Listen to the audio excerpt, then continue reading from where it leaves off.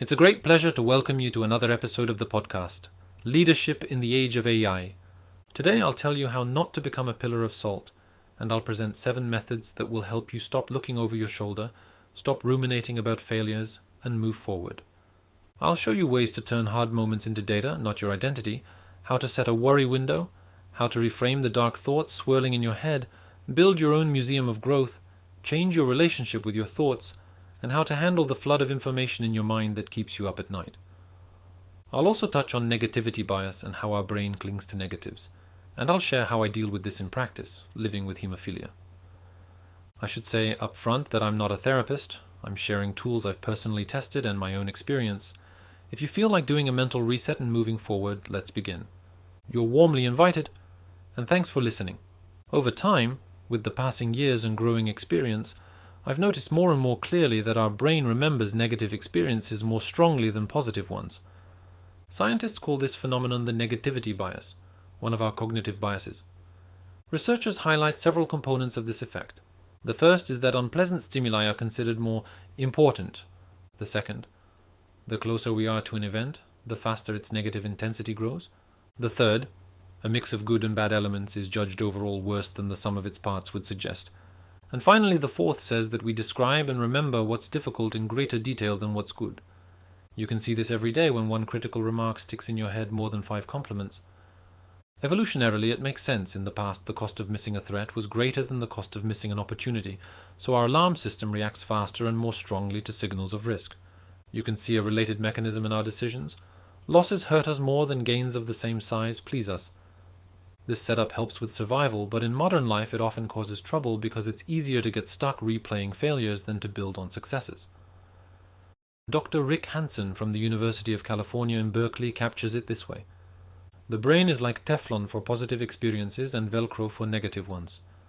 This metaphor is close to me because, living with severe haemophilia, I've seen firsthand how easily the mind latches onto painful memories, such as hospitalizations, failed treatment attempts, or the limits imposed by the disease. In one of my articles about my condition, I mentioned how haemophilia and its complications made me lose many opportunities in life. I had to give up countless events, being on stage, delivering talks and workshops, joining panels, working at a university, cooperating with government, doing interviews and TV programs, traveling abroad, and meeting inspiring people. For years, my inner Velcro clung to those moments more than to anything else. You probably know this principle from your own experience. At work, you can analyze situations through hard facts, even the uncomfortable ones, and draw lessons for the future. When a project derails or actions don't meet stakeholders' expectations, you and your team probably don't hold a collective rumination session. Instead, you run a solid retrospective to extract lessons and improvements. So why, in our personal lives, do we often act the opposite? Why do personal failures, a relationship that ended, an exam you didn't pass, a fight with your spouse, your mother-in-law's face when you serve under-seasoned food, your child's expression when you forget their school play, or any lost opportunity, haunt us for months or years? We keep asking ourselves, why was I so stupid? Or, what would have happened if I had acted differently? Unfortunately, these questions are a trap. They pull us into an endless loop of rumination that doesn't lead to constructive conclusions and only deepens negative emotions. This vicious circle makes us waste energy analyzing a situation we can't change anymore, which ultimately undermines your self-worth. Experts point out that this habit isn't harmless. It increases the risk of depression and reduces our ability to solve problems. In a comprehensive review titled "Bad is Stronger Than Good," researchers analyzed a wide range of psychological phenomena. The main thesis of the publication is that negative events, emotions, and experiences have a stronger impact on people than comparable positive ones. They reviewed dozens of studies and found a universal pattern. It turns out that a single unpleasant event can cancel out the effect of 5 positive interactions in a relationship. Negative memories are not only more durable, we pay them more attention and revisit them more often. Interestingly, even our language reflects this asymmetry. About 62% of words describing emotions are negative, and only 38% are positive. Our human biological tendencies can lead you into a trap. For example, when someone treats you poorly and you don't tell them right away, it's a trifle, you think at first. But over time, that trifle grows in your head to unimaginable proportions. When you finally find a chance to bring it up, you pour out all your accumulated resentment on the person, who often doesn't even remember the situation. In business, you get a yellow card for that. Who wants a manager who picks at old wounds instead of seeking solutions? That leadership style quickly erodes team trust. In this case, I propose a simple rule. Feedback has an expiration date. If you don't share it within a reasonable time, you consciously decide to close the topic. Treat past events as data to analyze, not as emotional baggage. Extract the lessons, make the changes, move on. That lightness lets you take on new challenges without weighing them down with old stories, in both personal and professional life. And what about personal setbacks? Those aren't always easy for me. Though I feel I handle the big blows, life sometimes deals me a bit better. I know it's a boulder I simply have to let go of because otherwise I can't move forward, or it will drag me over a cliff. Small stones are much harder for me. That's my metaphor for minor failures, awkward moments, or, God forbid, unkept promises that I've stuffed into my pockets and carry around like unnecessary ballast. Those small setbacks have often made me feel uncomfortable for weeks. They got in the way more than the big, obvious problems. Over time I realized there's no other way. You have to regularly shake those little stones out of your pockets and not let new ones accumulate. Everyone can find their own way of doing that. Conversation, exercise, reflection, or other methods. What matters is doing it deliberately before the stones get so heavy that they stop your steps. When I think about shaking pebbles from my pockets, another story always comes to mind, one that equally well shows the consequences of clinging to the past. This one comes from the Bible and became a second strong image of the same problem for me. Together, these two images, the stones and what I'm about to share, show why letting go of the past matters. When I talk with one of my daughters about a stumble and see her dwell too much on her failures, I tell her, "Don't be a pillar of salt." This simple phrase is our mental shortcut to a story from the Old Testament, whose main characters are Lot, and really his wife. Unfortunately, her name isn't given. While fleeing the city they lived in, a city headed for destruction, Lot's family received a simple command: do not look back. But for Lot's wife, the temptation proved too strong, and when she looked back while fleeing, likely longing for what she was leaving, she turned into a pillar of salt and never moved forward again. Lot, meanwhile, kept his eyes ahead and didn't even consider living in the past, mourning losses, or looking back. Thanks to that, he was able to move forward and go on with his life. It's easy to translate this story to our everyday life. If you stay too long in what was, or keep your pockets full of stones, you eventually freeze in place. You take away your own chance to move forward and grow. If you cling tightly to past mistakes, or past successes, you risk turning to stone and losing your ability to act. From my subjective observations, again, I'm not a psychologist or specialist, modern psychology has long noticed the difference between looking back and looking ahead. On one side, the Freudian tradition focuses on the past, seeking the origins of our present problems in childhood and earlier experiences. Sigmund Freud believed the past lives in us, and today's fears or blocks echo old injuries. On the other side is the approach proposed by Alfred Adler, Freud's student who rebelled against excessive digging in the past. Adler argued that people are driven by goals and aspirations, not by the demons of bygone years. He thought we should use experiences, even painful ones, as lessons, but focus on where we're going, not just where we come from. In short, Freud asked, "Why are you the way you are looking at your past?" Adler asked, "Who do you want to become and how will you use what you've lived through to get there?" Many contemporary psychotherapists are inspired by Adler's future-oriented problem-solving approach rather than ruminating over old hurts. I could view my illness as trauma and an unjust sentence that defines my life and limits my possibilities. That would be my excuse to become complacent, for instance. But I've always consciously chosen a perspective in which haemophilia isn't a sentence. It's an integral part of me that means I must plan life, travel, which sports I can do, and how I run a company and manage stress differently. I believe that using self-awareness well, which I wrote about in one of my articles, supports the psychological shift of perspective, treating mistakes not as burdens, but as fuel that carries us forward. There's support for this approach in research by Liu and Feng, which shows that people who focus on goals and future possibilities report greater life satisfaction and are more resilient to stress.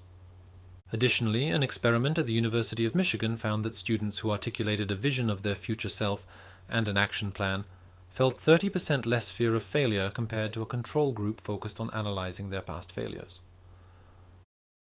Now that you know the mind more easily, sticks to negatives, and that it's wiser not to be a pillar of salt, but to look ahead rather than sink into the past, it's time to put this into practice.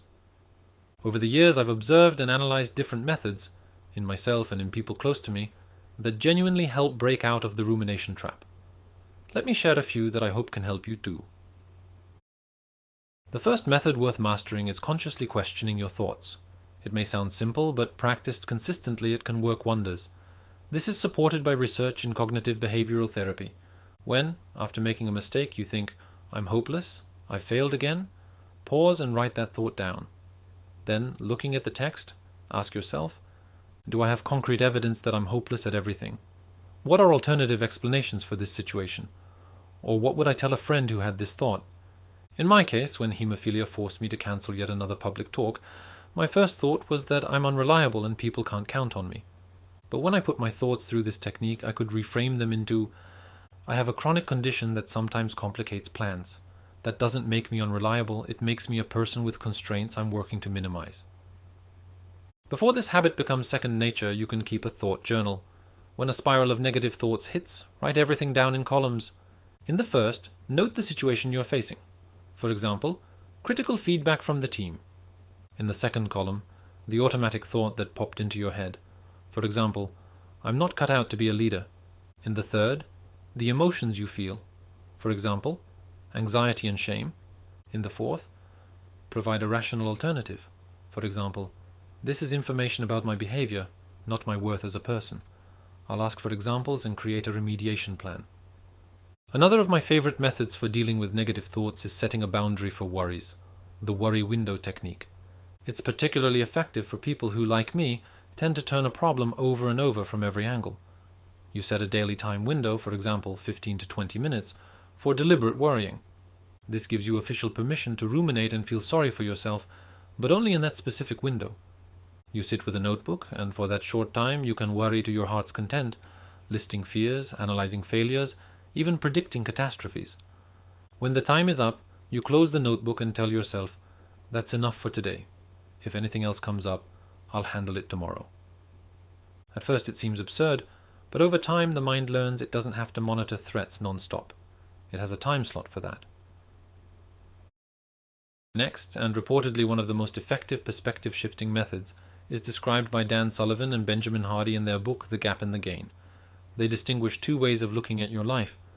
The first is through the lens of the gap. What's missing to reach the ideal? The second is through the lens of the gain. How far you've come from your starting point. If that resonates, you can pair it with two simple practices. The first is a progress inventory. Make it a Sunday ritual. Sit down with a notebook and your favorite coffee or tea and calmly inventory the past week. Write down everything you managed to do, what you learned, what felt easier than usual. These can be seemingly small things like having a hard conversation, mastering a new software feature, finishing a project, or simply keeping a promise to yourself or someone else. One of the most important elements of this method is adding a time perspective. For each item, note how the same issue looked a year, 2 or 5 years ago. This simple step turns a to-do list into a personal map of the road you've traveled. Suddenly you see that what's obvious and easy today used to be a real challenge, and you realize that today's challenges will one day become routine. A sample inventory might look like this. What worked this week? I said no to an extra project without guilt. How was it 3 or 5 years ago? I worked nights to handle all the yeses. And a year ago? I still took everything on, but I was so tired I missed deadlines and had to apologize after. Remember, with this method, regularity is crucial. Better a short but consistent reflection than a big analysis once a quarter. The second very valuable practice is creating your own museum or archive of evidence of growth. It can be a physical or digital place where you collect traces of the road you've traveled. It might include old CVS showing how your skills evolved, early drafts of your writing to contrast with current work, emails of thanks, certificates, photos documenting events, or even notes from feedback you've received at work. But don't treat this as an invitation to nostalgic gazing at the past, from which I've already tried to steer you away, nor as polishing your ego. It should be a controlled review of indicators, data, and evidence you can use when the thought, I don't know anything, or I'm stuck, shows up. Treat this archive like a scoreboard where you see facts, not memories. It counterbalances impostor syndrome and your weaker moments. It reminds you that today is not enough, is often the level you once could only dream of. Personally, I have two such museums. The first is my home Wall of Honor, a place for awards and thank yous, for example, for my pro bono work. The second, interestingly, is my refrigerator. Today I keep in it a several-month supply of medication that allows me to do preventive treatment. There was a time when I could only dream of having a single dose at home. Seeing a fridge stocked with medication reminds me how much my quality of life and sense of safety have changed. The third method I want to share, which a friend taught me, is changing your relationship with your thoughts. It's about not having to believe everything your mind serves up. This method is especially helpful for people who, under strong emotions, find it hard to break their thoughts or feelings down into parts. It doesn't require cold rationalization. It invites a gentle shift in your relationship with thoughts. When a thought appears, "I failed again," instead of fighting it or analyzing it, you can say, "Okay, I'm having the thought that I failed, but it's just a thought, not a fact." You can imagine that thought floating down a river.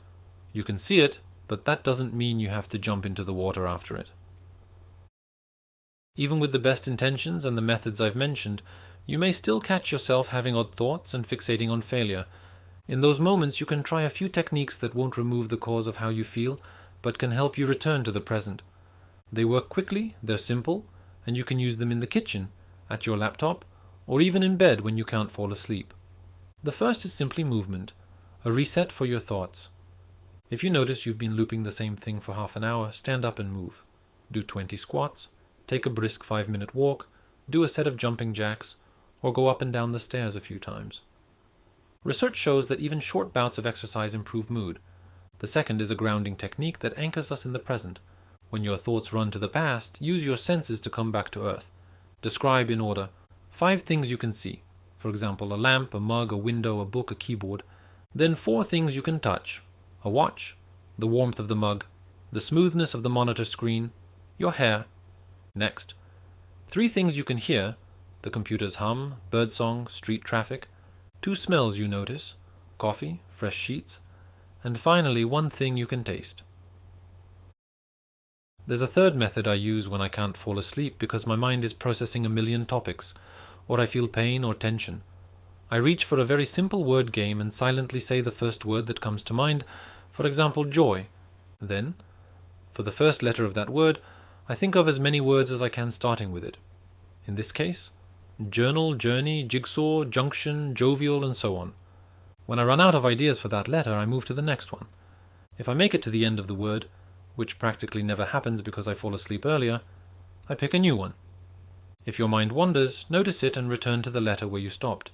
To make it more engaging, you can add constraints, categories like cities, animals, plants, or a combination of an adjective and a noun starting with the same letter. This fills your working memory with a natural yet creative language task, leaving fewer resources for worrying. After a few minutes, you feel bored and safe. As we come to a close, I want to emphasize once more, your worst presentation, your biggest business failure, or your hardest day is just a single frame in a long film. Don't let one moment or a tough season define your whole story. The past can be a source of valuable lessons if you're willing to hear them with analytical calm rather than emotional regret. It's not about pretending failures don't hurt. Of course they do, sometimes terribly, but you can choose whether to carry them like stones in your pockets, turn into a pillar of salt, or use them as steps that take you higher. Remember, there are times when self-help methods aren't enough. If rumination takes up most of your day for more than 2 weeks, affects your work, relationships, or sleep, comes with thoughts about life being pointless, or you feel you're losing control over it or yourself, don't try to be a hero. Contact a psychologist or psychiatrist. That doesn't mean weakness. It means you take your mental health seriously. That's all for today. Thank you so much for listening to this episode. I'm truly glad you made it all the way to the end. If you haven't already, I warmly invite you to subscribe to my channel and share your reflections in the comments, and to sign up for my newsletter. I regularly share analyses and business cases that help leaders make better decisions. When you subscribe to the newsletter, you'll also get access to my books, Leadership in the Age of AI, Understanding Cybersecurity, and Entrepreneur's Handbook. My book, Leadership in the Age of AI, is also available on Amazon. And finally, I wish you a wonderful day without unnecessary ruminating about the past.